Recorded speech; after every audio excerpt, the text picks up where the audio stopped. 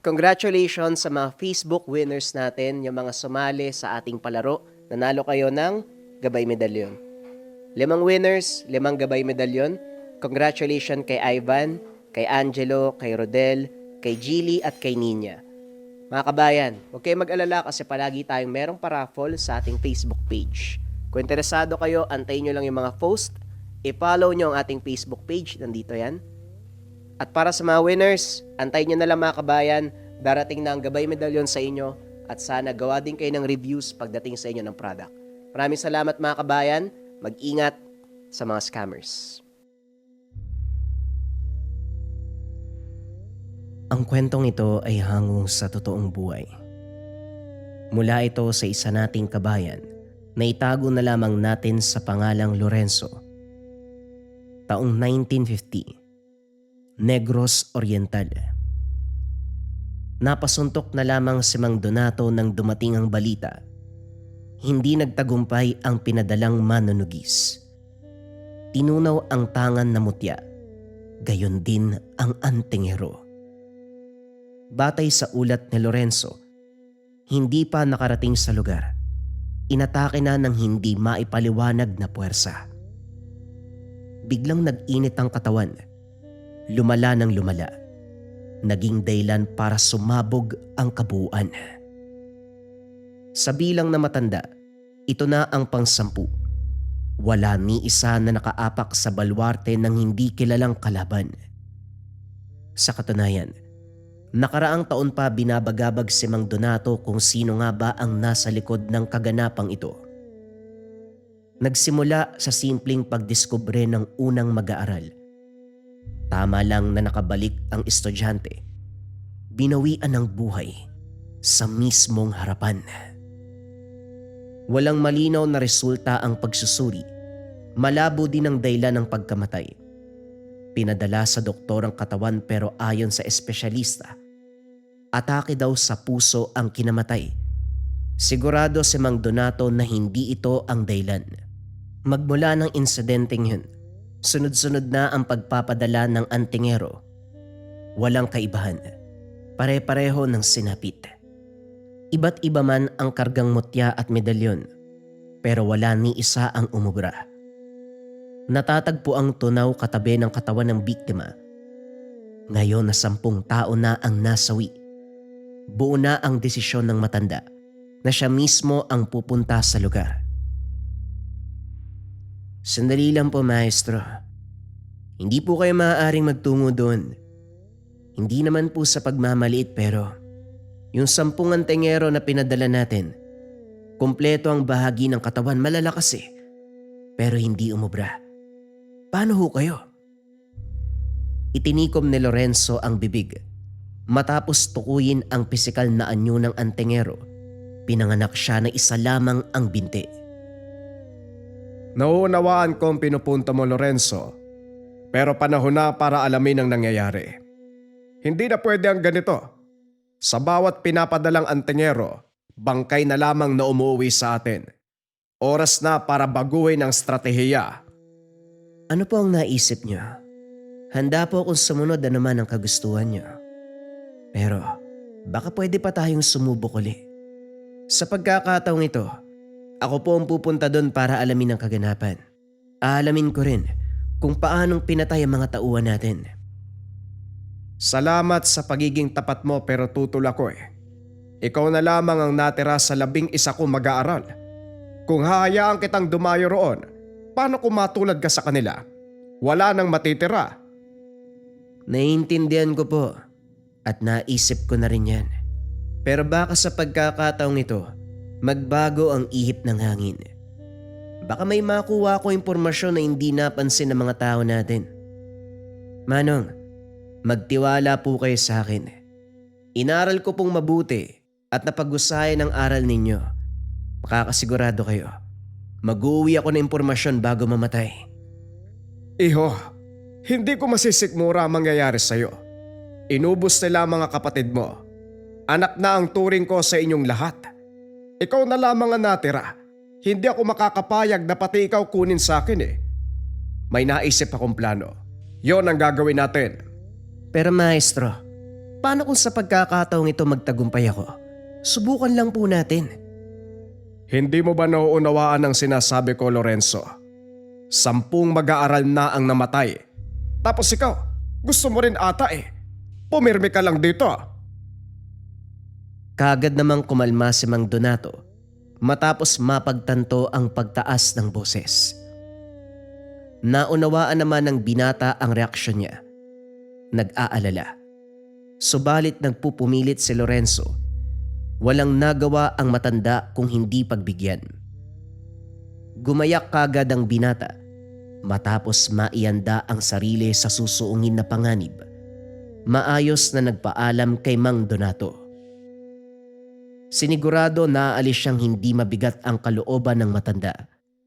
Sa maraming taon, ito ang tumayong ama at nag-alaga sa kanila ng kapwa mag-aaral na ngayon ay sumalangit na. Hinatid siya nito ng tanaw. Sa pagkaway pa lang nito dinurog na ang kanyang puso. Ito ang unang beses na iiwang mag-isa ang maestro. Araw ang binilang bago nakarating sa lugar. Hindi ito kabundukan, sadyang makapal na kagubatan. Maraming bakas na dinaanan ng mga tao at sa napapansin ng binata, para bang tinatawag siya ng mga ito. Nakiramdam sa paligid. Nang ilapat ang palad sa putik, hindi makapaniwala na hanggang sa panong ito, hindi umaalis sa lugar ang kaluluwa ng mga yumao. Narinig ang boses ng mga kapwa mag-aaral. Damang-dama ang presensya nila. Sabihin niyo sa akin, sinong pumatay sa inyo? Sino ang umatake? Sino ba ang kalaban natin? Walang tugon ang mga kaluluwa. Palaboy-laboy ang mga ito sa gubat. Maya-maya pa ay kusang naglaho. Hindi man nakausap, sapat na rin ang saglitang pagpaparamdam. Dito humugot ng lakas ang binata para magpatuloy. Ilang oras na ring palakad-lakad sa gubat. Sa napapansin, kung gaano kalayo ang narating, ganon din ang pagkaligaw. Wala na siyang makitang daan. Wala na rin ang tinahak kanina. Sa madaling salita, kung sino man ang mapapadpad sa lugar na ito ay kinukulong ng hindi maipaliwanag na puwersa. Swerte na lang hindi pa sinugod si Lorenzo, kaya naman inabala ang sarili sa pag-oorasyon pang dagdag proteksyon. Malapit sa pumutik pumwesto, sa bahaging may tubig sa paligid. Inilatag ang insenso, kandila, papel na pinagsulatan ng orasyon at ang manipis na kulay pulang tali. Matapos maianda ang lahat, umupo sa gitna si Lorenzo. Sinindihan ang 7 palito ng posporo. Sinimulan na ang orasyon. Nang sumunod na sandali may nabuong pananggalang. Nakapalibot ito sa binata at hindi direktang makikita ng ordinaryong tao. Pinagtibay niya ang lugar. Kaso nga lang napansin ang pumuslit na puwersa. Sumasabay sa hampas ng hangin. Maya-maya pa pinigtas ang tali. Nagmulat si Lorenzo. Humugot ng patalim sabay taga sa likuran. Pagtingin sa hawak na balisong, merong insektong nagwawala. Pinatay ito kagad. Nilibot ang paligid. Masyadong tahimik at masyadong malinis. Wala ni isang bakas ng kalaban.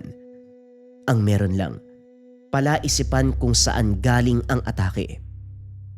Dinaan sa ritual ang insekto, hindi ito mula sa barang o kulam o karanungan na alam niyang gumagamit nito bilang instrumento. Nang wala pa ring nangyari paglipas ng sandali, iwinaksi sa isipan, nagligpit ng mga gamit at nagpatuloy sa paglalakad. Nagtayo ng barong-barong matapos makahanap ng maayos na pwesto. Hindi siya lumayo sa lugar kung saan may tubig. Katabi niya ang balon na kakatapos lang linisin. Tinambakan nito ng mga sanga.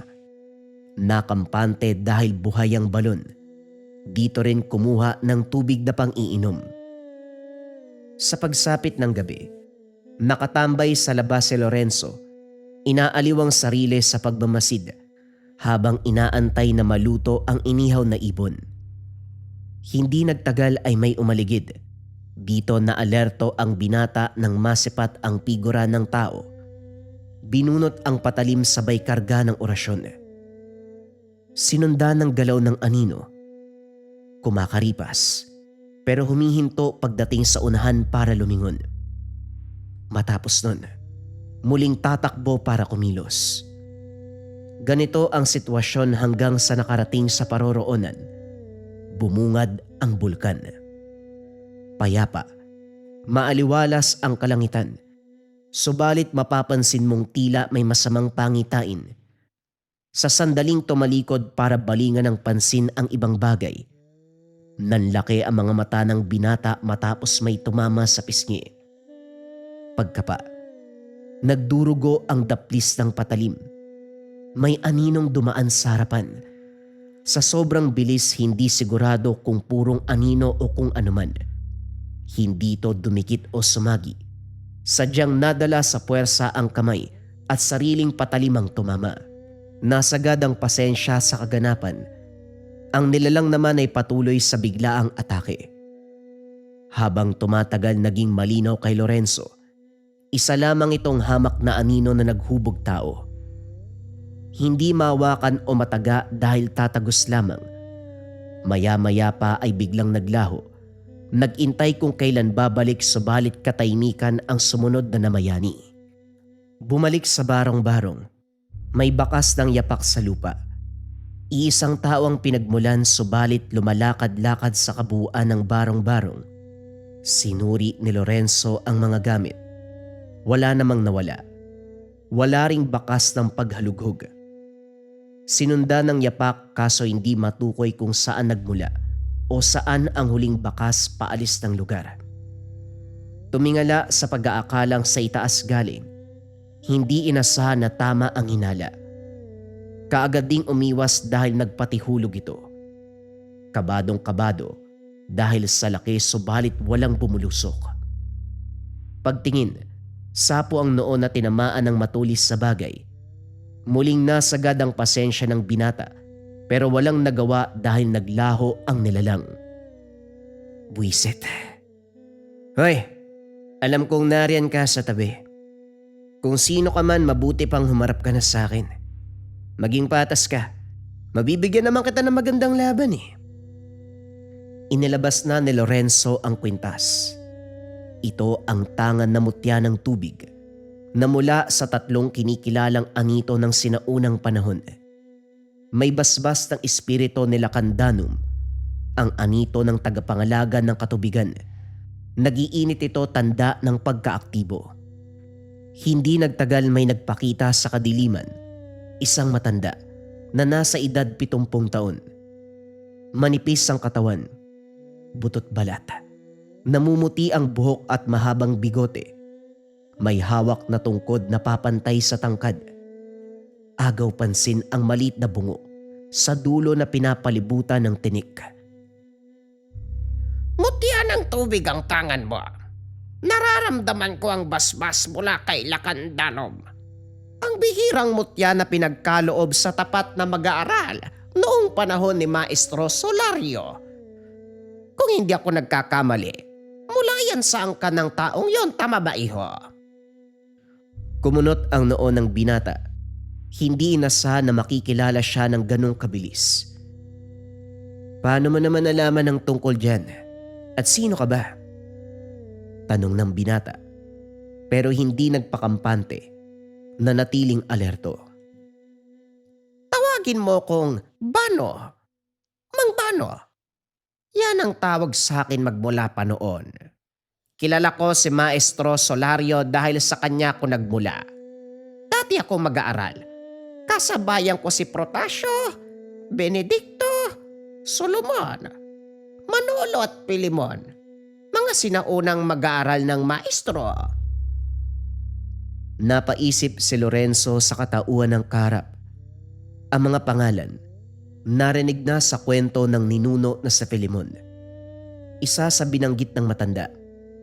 Tama ito. Dating mag-aaral ni Maestro Solario ang mga yon. Kaso hindi sigurado si Lorenzo dahil kailanman hindi narinig ang pangalang Bano. Bago pa makapag-isip, sumagot ang matanda na animoy nababasa ang takbo ng utak. Marahil hindi ako naikwento ng lolo mo. Sino nga bang kikilala sa suwail na mag-aaral kagaya ko?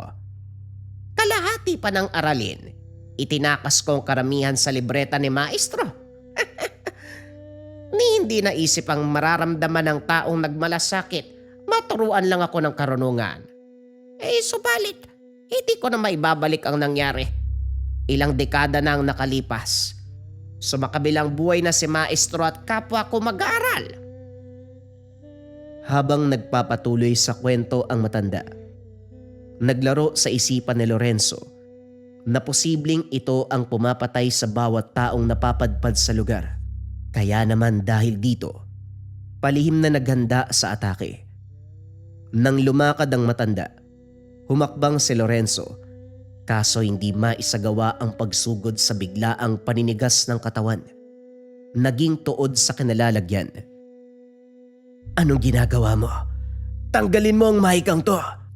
Habang nagsasalita pa ako diyan ka muna. Hindi matatapos ang kwento ko kung malaya kang makakagalaw. Hindi ka titigil hanggat hindi ako nagpapatama ng atake. At para malinaw sa'yo, hindi akong kalaban dito. Katotohanan na hindi mo paniniwalaan. Sa tingin mo ba, maniniwala ako sa taong hindi ko naman kilala? Alisin mo ako rito. Hindi maiwasang mapaisip ni Lorenzo kung anong klase ng mahika ang ginamit sa kanya. Kahit anong orasyon na alam niya ay hindi gumagana, maging ang bisa ng mutya, hirap sa pagwasak. Naubos na maging lakas niya. Sa bawat pagsusumikap na makawala, hinihigop ang lakas. Nang mapansin ng matanda na nanghihina na siya, saka ito nagpakita ng awa. Direktang bumagsak sa lupa ang binata, hindi nakatayo sa bigat ng katawan. Magpahinga ka muna. Malalim na rin ang gabi. Sa oras na magising ka at gusto kong kausapin, pumunta ka bandang tibog. Magkita tayo sa isang pinakamatayog na puno. Ito ang huling salita na narinig ni Lorenzo mula sa matanda bago tuluyang nawalan ng malay. Tirik na ang araw ng magising. Unang sumagi sa isip ang matanda. Dali-daling tumayo subalit muli ring natumba. Hindi maunawaan ang bigat ng pakiramdam. Pagtingin sa tabi, may nakahandang pagkain at inumin. Bagong luto ang kanin at ulam. Ayaw mang magtiwala. Walang magawa dahil sa gutom. Inubos at sinimot. Makaraan ng oras nagsimulang maglakbay patungong timog. Hindi inasahan na maaabutan doon si Mang Bano na para bang inaantay ang kanyang pagdating. Inakala kasi pahihirapan na naman siya sa paghahanap. Lumapit siya at inunahan sa pagkilos. Idiniin niya sa leeg ang patalim. Kung akala mo mapapasunod mo ko sa anumang plano mo, nagkakamali ka. Nandito ako para alamin ang nangyari sa mga kapatid kong namatay sa lugar na ito. Kung ikaw ang nasa likod nun, mas mabuti pang umamin ka na. Baka sakaling pagbigyan pa kita. Kaninong maestro ka ba nag-aral? Mukhang may nakaligtaang ituro. Nagulat si Lorenzo nang maglaho ang hawak na matanda. Dito lang naging malinaw na isa lamang replika at ang tunay ay nasa unahan. Nakangiting lumapit si Mang Bano. Umiiling. Tanda ng bahagyang pagkadismaya. Teka, paano? Sino ka ba talaga? Bakit ang dami mong alam? Humagalpak sa pagtawa ang matanda matapos itong marinig. Lumapit kay Lorenzo, pasimpleng huminto sa harapan ng binata. Hindi ko matukoy kung sino ang maestro mo. Ang kilala ko lang, ang mutya na hawak mo. Makapangyarihan ang gamit na yan.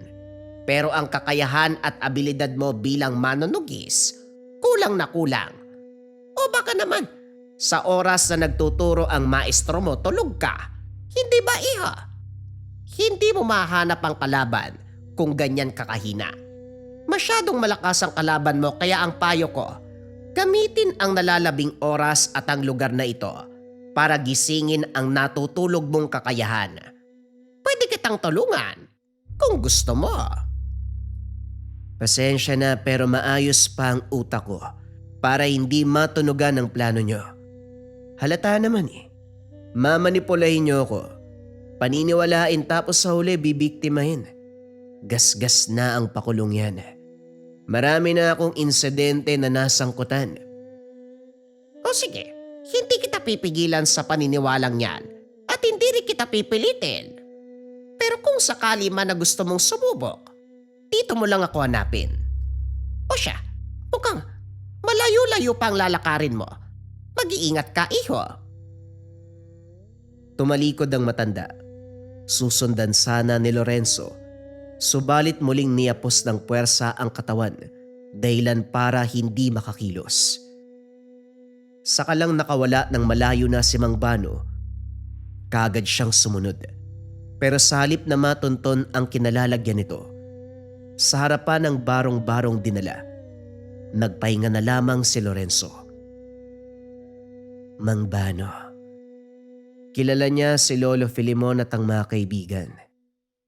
Sinabi niya rin, kabilang siya sa mga mag-aaral pero suwail.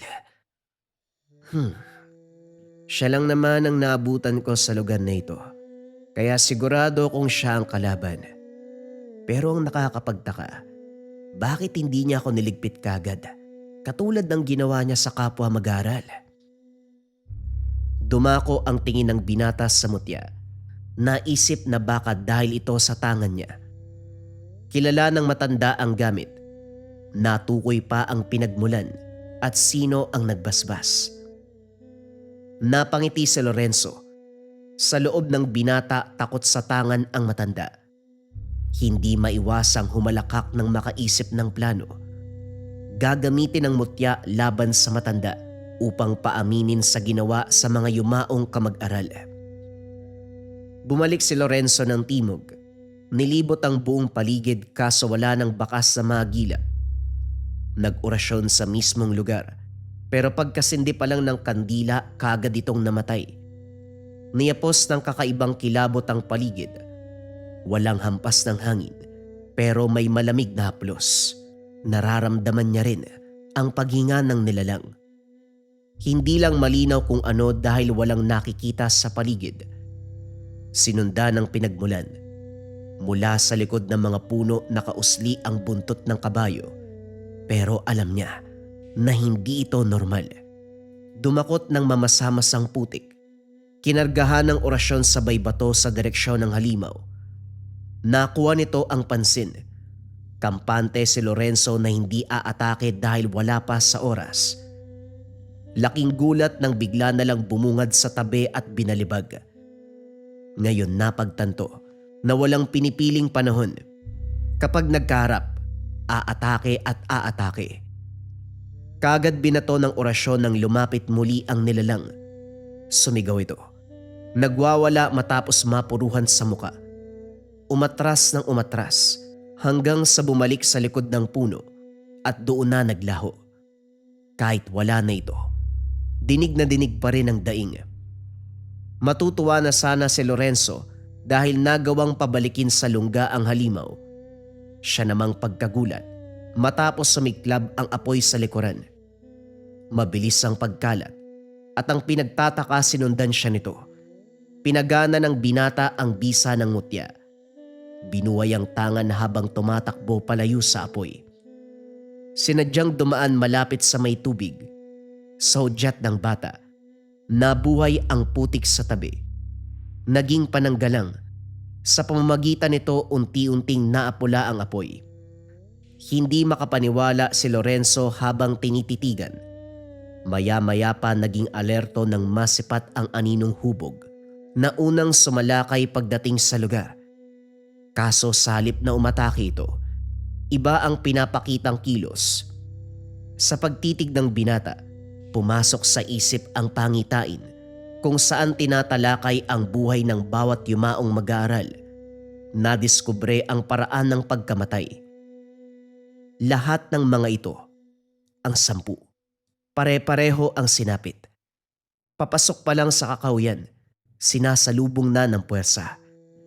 Galing sa kapangyarihan ng apoy ang umaatake. Nagbabalat kayong hangin na direktang pumapasok sa kaloob-looban at nagkakalat ng sumpa. Walang nakakatagal kapag kumalat na ang init nito. Hindi lang buhay ang tinutunaw, maging ang tangan na gamit. Habol ni Lorenzo ang hininga. Hinahagod ang lalamunan dahil animoy may bumara. Ilang minuto ang lumipas bago kumalma. Nanatili sa kinakalagyan ng nilalang. Ngayon lang nalinaw ng binata ang itsura. Kung sa gabi ay purong itim. Ngayon na may araw ay parabang kristal ang katawan. Mahusay sa pagbabalat kayo. Kung hindi mo gagamitan ng orasyon, hindi makikita ang tunay na itsura. Walang muka. Parang kristal na hinugis tao lang. Sa puntong ito hindi takot ang dulot, kundi kagaanan ng loob. Pinaywatig na tila ba isang kakampi. Gayunpaman, hindi nagpakampante si Lorenzo. Ano pa ang inaantay mo? Kung umaasa ka magpapasalamat ako nagkakamali ka. Sa paningin ko kalaban ka pa rin. Dahil kung hindi mo ako susugurin una pa lang. Hinanda ng binata ang sarili para tapusin ang nilalang. Pero hindi nagawa ng bigla itong naglaho. Hindi nag-iwan ng bakas kung saan nagtungo. Pagkatapos naman ito, muling nasipat ang pag-apoy ng mga damo. Naging alerto dahil palapit sa kinaroroonan ng binata. Winasiwas ang mga kamay. Inihipan ng orasyon ng palad. Saudyat. Nabuhay ang tubig sa kalapit na putikan. Sumalubong sapoy. Pinagtibay man ng binata ang depensa, hindi pa rin magawang tapusin kagad dahil kinulang na sa tubig. Binitawan muna ang atake. Dali-daling bumalik sa barong-barong at pumwesto sa harapan ng balon. Sa puntong ito, magkabilang direksyon ang dinaanan ng apoy. Naningkit ang mga mata ng maaninag ang figura sa unahan. Nang luminaw, hindi na nagtaka kung saan galing ang apoy. Lumilikha din ng apoy ang tikbalang na ngayon ay papalapit sa kanya. Bago makaabot sa kinaroroonan ng nilalang, nagsagawa ng ritual sa tubig ang binata. Saudyat kumulo ang tubig sa balon. Dahan-dahang umangat at tinupok ang apoy. Sa lakas ng puwersa, tumilapon ang tikbalang, subalit hindi ito umatras. Muling sumugod at sa bawat hiyaw nito, may apoy na bigla na lang nabuhay. Dumarami, kung kaya't lalong nangamba si Lorenzo. Habang ginagawa ng tubig ang trabaho nito, hinarap ng binata ang hamon ng tikbalang. Panay sa pagsugod, masyadong agresibo. Paulit-ulit na sumisipa at walang tigil sa pag-angil. Naging maingat si Lorenzo dahil naglalabas ng lason ang bibig nito. Ang matutulis na kuko. Meron ding kapit ng sumpa. Nang mapagod sa pagbato ng kapangyarihan ng alimaw, ni isa walang tumama kay Lorenzo. Binago ang stratehiya, mano-manong nakipagbakbakan. Taglay ng tikbalang ang kamao ng tao. Hindi ito inasahan ng binata. Natatawa pa habang bumabato ng kamao. Maya-maya pa, kusa siyang huminto para pagtawanan ang nilalang. Sandali lang, sigurado na ba to? Hindi ka talaga nagbibiro. Ngayon lang ako nakasalamuhan ng tikbalang na handang makipagsuntukan na. Oh, uy! Teka, masyado ka namang nagmamadali eh. Wala nang oras para magbiro. Minabuting pagtuunan ng pansin ang kasalukuyang ganap. Habang nakikipagtuos ang binata sa nilalang, may mga mata na nakamasid sa hindi kalayuan. Puno ng pagkamangha ang mga mata habang pinapanood ang bawat kilos ni Lorenzo. Samantalang ang matanda naman, napapadalas ang tingin sa mutya ng binata. Maya-maya pa pasimpleng inihipan ang gawin ng tikbalang. Isa itong hudyat na itigil ang ginagawa.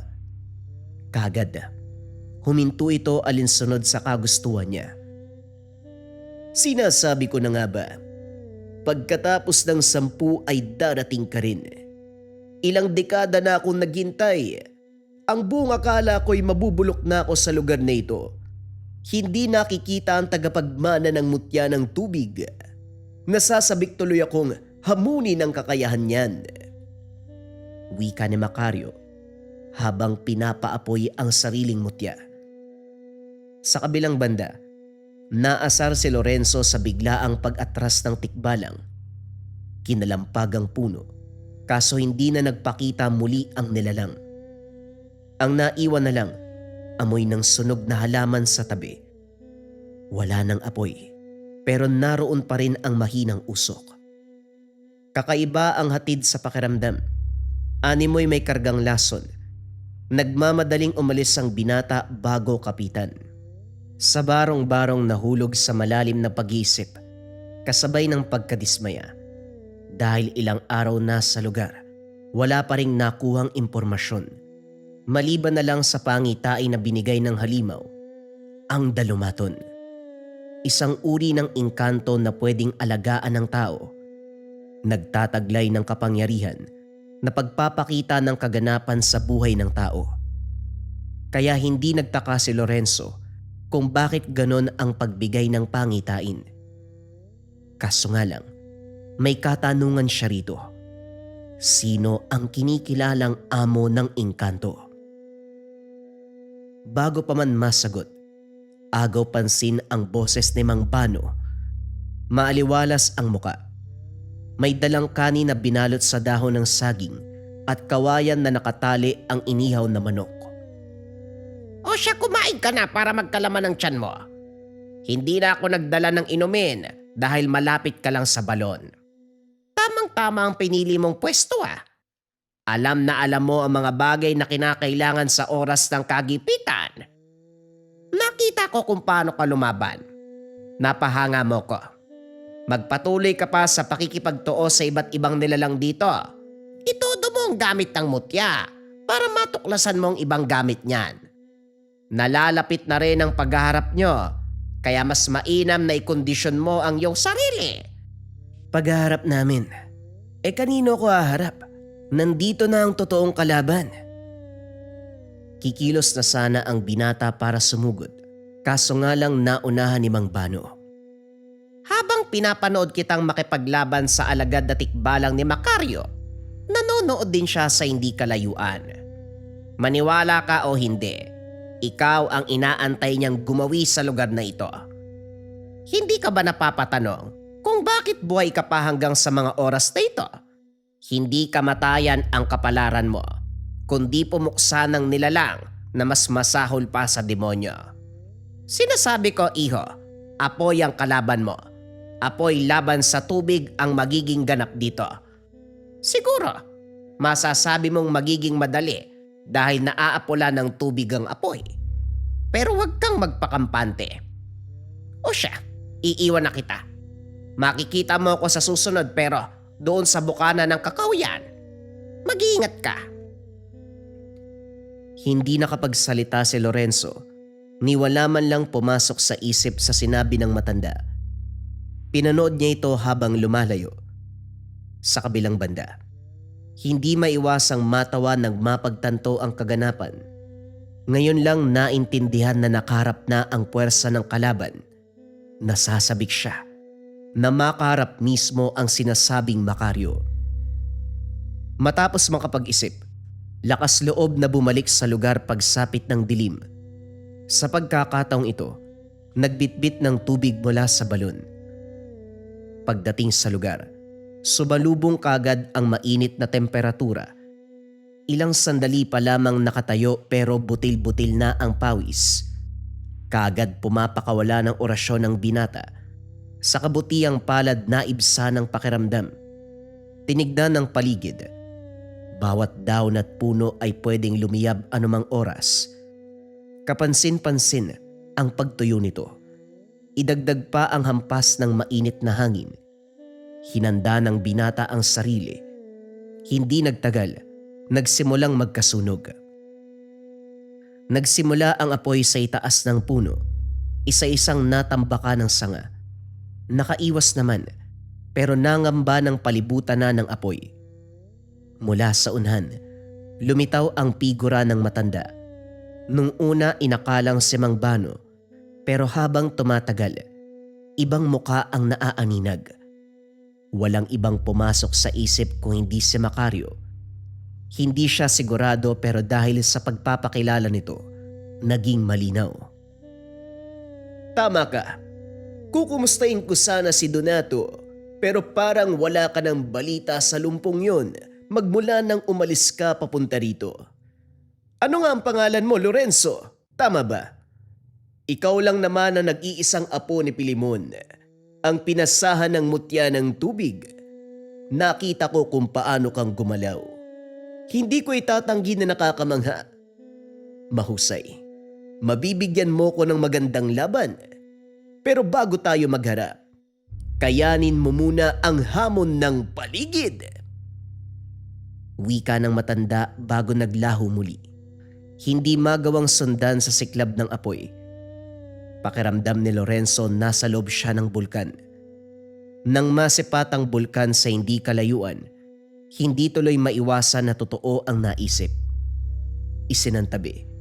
Hinanda ang sarili kung paanong lampasan ang hamon. Binuksan ang baunan na may lamang tubig. Dumakot siya ng lupa. Kinargahan ng orasyon at hinayaang sipsipin ang init ng apoy. Sa ngalan ng tubig na nagmula sa basbas nila kang dahom, tupukin ang apoy. Winasiwas ang mga kamay upang gumuhit ng simbolo sa hangin. Sinundan ng ilang beses na pag-ihip upang pagtibay ng depensa. Maya-maya pa, unti-unting humupa ang paligid. Inubos ng puwersa ang pagliyab. Napabuntong hininga si Lorenzo nang maapula ang apoy. Hinanap kagad si Macario. Kaso nga lang walang ideya kung nasaan ito. Hindi sumuko. Lumakad ng lumakad. Sinuri ang bawat masukal na bahagi. Sa napapansin ng binata, bawat puno ng balete may marka ng kalmot. 3 kuko ang rumihistro at may bakas ng dugo. Dinama at sinuring mabuti. Dito napagtanto na lungga ng mabangis na nilalang. Maya-maya pa, dumagungdong ang malakas na tungal. Baboy Ramon na nanlilisik ang mga mata. Naglalabasan ang matutulis na pangil. Walang preno, dire-diretso sa pagsugod. Nakailag man nung una, hindi pa rin nakaligtas sa sumunod na atake. Tumilapon matapos sinuwag. Damang-dama ng binata ang matulis na sungay. Hindi man nagtamo ng sugat, dama pa rin ang pinsala. Muling sumugod pero sa pagkakataong ito, biglang dumami. Natigilan si Lorenzo, hindi malaman kung sino ang uunahin. May sumusulpot sa likod, sa tabi at sa harapan. Hindi pa tumalab ang orasyong binato. Naipit siya sa uli. Hindi makahinga sa walang tigil na pagsuwag ng halimaw. Bumabaon na siya sa lupa. Maya-maya pa, lumitaw ang dalumaton. Pansamantalang naagaw ang atensyon ng nilalang. Sa puntong ito nagbago ang anyo ng Baboy Ramo. Dito nalinawan ng binata kung ano ang kalaban. Ito ay Harimudon, uri ng halimaw na wangis ng Baboy Ramo. Sinasabayan ang atake ng dalumaton. Sa puntong ito naunawaan ang sinenyas ng nilalang. Sinabuyan ng tubig ang Harimudon at saka binato ng orasyon. Agarang umepekto ang bisa. Hindi natuyo ang tubig sa katawan nito. Kumapit ng kumapit. Nagatid ng lason sa kabuuan. Nilunod ang hininga hanggang sa nalagutan. Bumalagta ang halimaw. Pero bago pa makapagdiwang sa tagumpay, agaw eksena ang presensya ni Macario. Mapatikbalang o Harimudon o kahit anong banta, talagang nalalampasan mo. Gusto pa sana kitang paglaruan, subalit sayang ang oras. Natatalo mo din. Tunay ngang malakas ka. kaso mahina sa maraming bagay. Talaga bang alam mo ang gagawin sa iyong tangan? Hindi mo alam ang 100% ng bisa ng gamit. Gusto mong malaman kung hanggang saan ang alam ko? Bakit hindi mo subukan? Maglaban tayo at ikaw ang bahalang umusga. Ganyan din ang ugali ni Pilimon ng kabataan. Parehong-pareho kayo. Puro hamon pero kulang sa lakas. Tama ka. Bakit hindi natin subukan ang kakayahan mo? Tignan natin kung maaapula ng tubig ang apoy. Matapos magsalita, nagsimulang magkasunog sa iba't ibang bahagi ng paligid. Hindi na natakot si Lorenzo. Ilang beses nang nakasagupa ang apoy. Hindi na nagdulot ng sindak sa kanya. Nakuha pang pagtawanan ang presensya ni Macario, bagay na ipinagtataka ng matanda. Pasensya na ho ha. Wala naman talagang nakakatawa pero gusto ko lang tumawa. Sa lagay mo dyan, ni minsan ba hindi ka natusta? Parang nasa loob ng katawan mo ang apoy ah. Buhusan kaya kita ng tubig. Lapastangan, walang nagsasalita ng ganyan sa akin kung hindi ikaw lang. Alam mo ba kung anong mangyayari sa taong katulad mo? Tusta. Kagaya ng sinasabi mo. Pinalakas ni Macario ang apoy sa paligid. Umabot ito sa paanan ni Lorenzo. Subalit kanina pa naglatag ng depensa ang binata. Hindi siya masasaktan ng apoy, ni magkakaroon ng pinsala. Nanatili siyang nakatayo. Samantalang sumasambit ng orasyon ng isipan, inalala ang mga salitang tinuro ng ninuno. Habang dinarama ang presensya ng mutya, para bang sumagi sa katawan ng binata ang espiritu ng mga ninuno. Sanib puwersa. Ang apoy na nagliyab ay unti-unting nahawi. Nagbigay daan kay Lorenzo tungo sa kinaroroonan ni Macario. Wala nang sali-salita. Agarang umatake. Kaso nga lang nasalo ng matanda ang kamao. Maigpit itong pinigilan. Sa puntong naglapat ang kamao ng dalawa. Naglalaban din ang puwersa ng tubig at apoy. Ganyan nga. Ibuhos mo ang lakas. Ipakita mo kung sino ka. Ipamalas mo ang mutya. Ngumingiti ka pa, pero alam kong kinakabahan ka na. Huwag kang mag-alala. Kahit papano may natitira pa akong respeto sa isang matanda. Sabihin mo sa akin, bakit mo pinatay ang mga kasamahan ko? Bakit mo sa akin tinatanong? Bakit hindi sa makasarili mong maestro? Ilang taon ka na kay Donato, pero parang hindi mo siya kilala.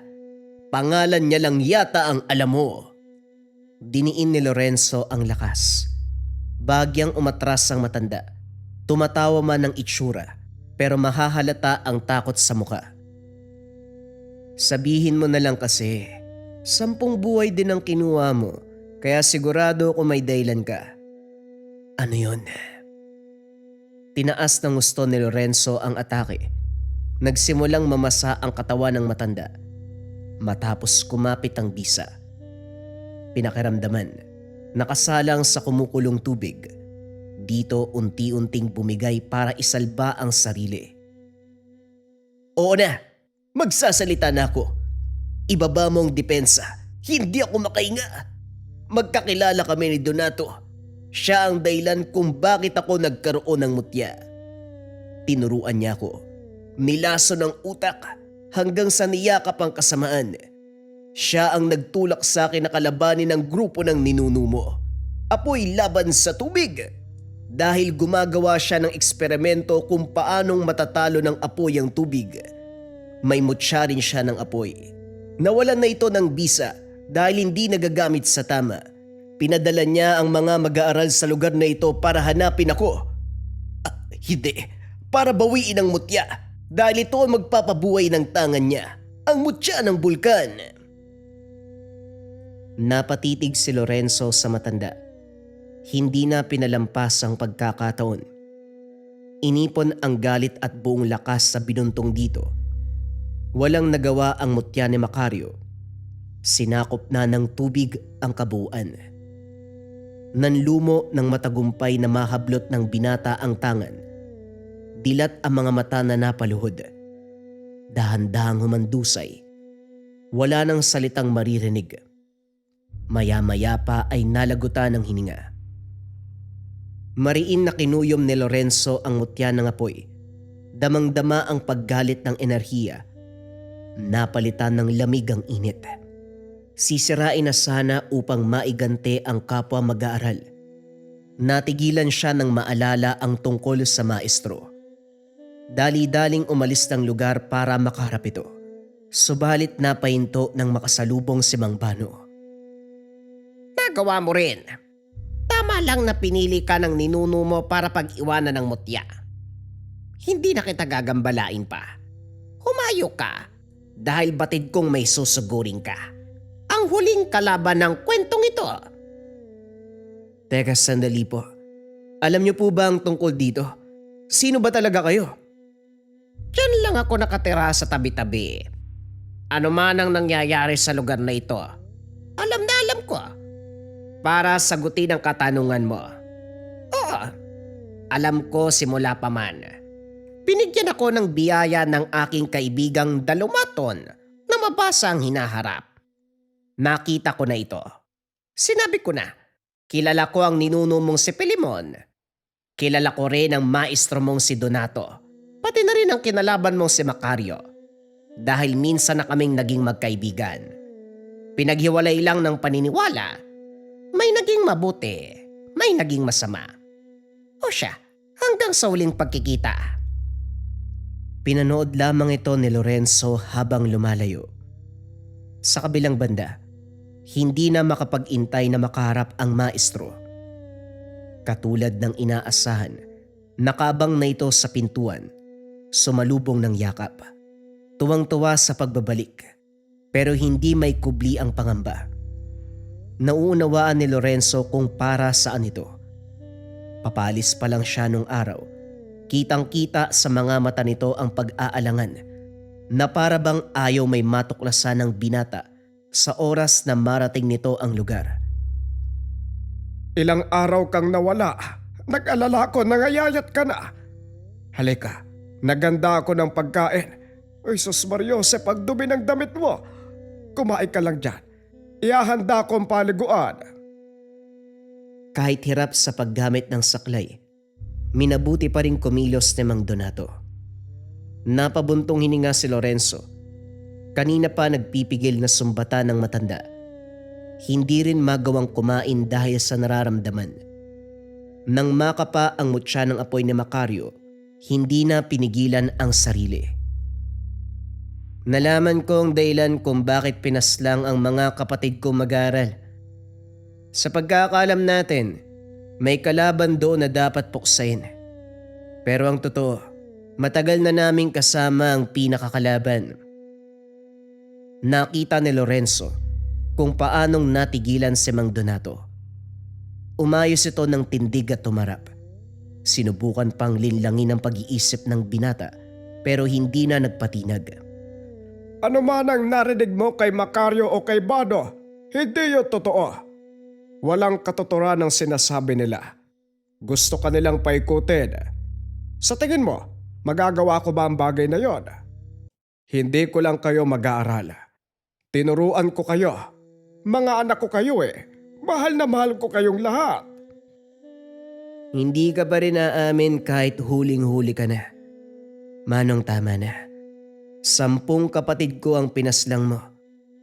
Ngayon nauunawaan ko na kung bakit mo kami kinukubinse na pag-aralan ng mga turo mo. Gagamitin mo pala kami laban sa kaaway. At ngayon akong natira, mabuti na lang malakas yung mutya na pinamana sa akin. Kundi mamamatay din pala ako. Napabuntong hininga si Mang Donato. Dito unti-unting nagbago ang ugali ng matanda. Direktang tumitig sa mga mata. Wala ka talagang respeto sa akin oh. Tinawag mo kong Manong. Wala kang utang na loob, Lorenzo. Ako ang nag-aruga sa'yo. Paslit ka pala at ang mutyang gamit mo. Babalik at babalik yan sa akin. At bakit naman? Pagmamay-ari mo ba? Hindi mo na ako maloloko. Sinabi mo noon na lahat ng tanga naming mga mag-aaral mo ay susuko sa'yo. Pagdating ng panahon yun, hindi po ba? Dumating na ang panahon pero hindi para isuko ang gamit, kundi para puksain ka. Hindi ako makakapayag na mauwi sa walang pagbubuwis ng buhay ng mga kapatid ko. Nagpakawala ng atake si Lorenzo. Agad namang dumepensa ang matanda. Kaso nga lang sa lakas ng puwersa at kulang sa balanse, tumilapon din. Inilayo ng binata ang mga kagamitan nito hanggang sa wala nang natira kundi ang karunungan sa orasyon. Wala kang mutya dahil nawalan na ng bisa. Ano nang gagamitin mo? Alam mo rin na hindi uubra ang orasyon mo sa akin. Sa kabila ng babala ni Lorenzo, umatake pa rin ang matanda. Ginamitan ng pinakamataas na uri ng orasyon, subalit masyadong preparado si Lorenzo. Binuhay ang tubig sa paligid at buong puwersang umatake sa matanda. Animoy nilulunod sa dagat. Hirap makaahon, hirap makawala. Maya-maya pa basang-basa ang kabuuan ng mandusay. Dilat ang mga mata, awang ang bibig, nagliyab ang tenga, ilong at ang bibig. Kinuha ng binata ang mutya ng maestro, itinabi sa mutya ng bulkan.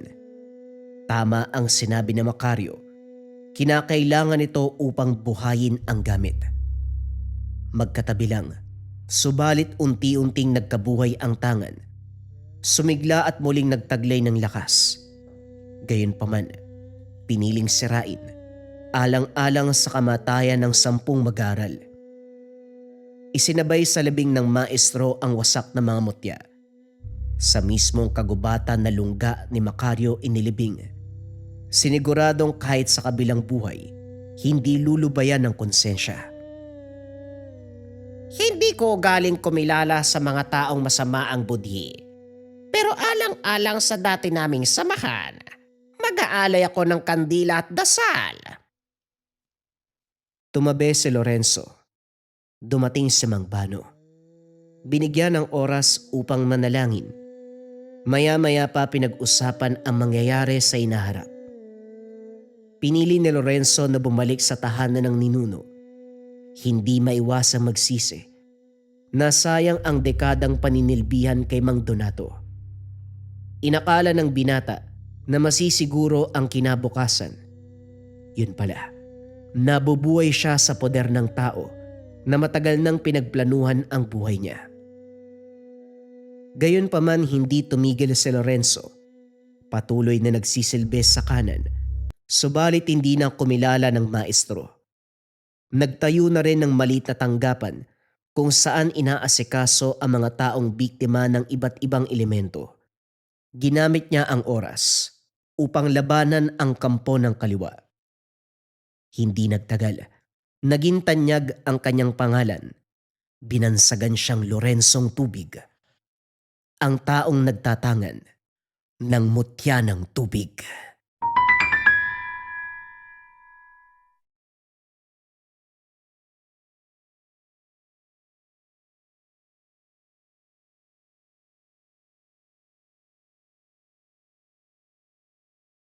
Mga kabayan, hinahanap niyo ba ako sa Facebook?